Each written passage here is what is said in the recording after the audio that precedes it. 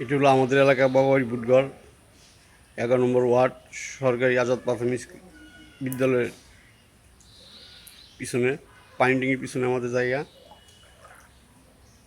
আজকে কয়েকদিন যাবত আমরা পানিবন্দী হয়ে আছি, পানি যাওয়ার কোনো জায়গা নাই। মানুষের চলাফেরার চরম অবনতি। এর সমাধান যে কোথায় আমরা নিজেরাও জানি না, আমাদের কষ্ট দেখার মতো নাই। এই মহল্লাতে আমরা না হলে 1-150 ফ্যামিলি আছি, সবাই চরম দুর্ভোগে আছি। জনজীবন অচল হয়ে গেছে আমাদের। এটা আমার নাতিন পানির মধ্যে খেলা করতে নামছে, চরম দুর্ভোগে আছি আমরা, চরম দুর্ভোগে আছি আমরা। আমাদের দেখা কেউ নাই, খড়িও নাই, রান্না বান্না করবো এই ব্যবস্থা নাই।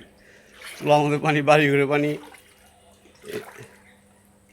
এই যে আমার মামি খড়ি কুড়াইতেছে, খড়ি খুঁজতেছে রান্না করবো করে, কঠিন অবস্থা তৈরি হয়েছে।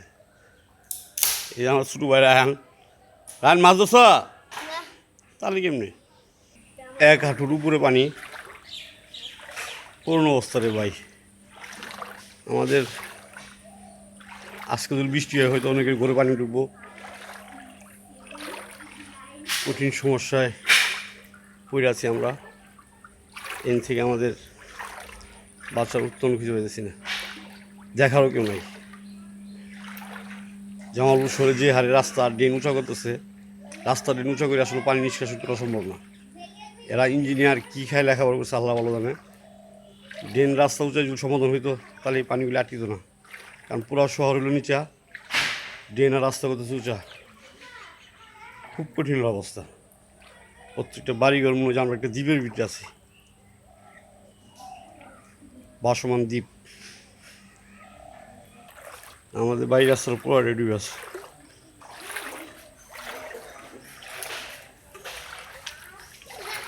কঠিন একটা অবস্থা। বাসায় ঢুকলে বাড়িতে মন চায় না, বাইরে হইলে আবার বাসায় আসতে মন চায় না, এত পানি বাবা রে বাবা।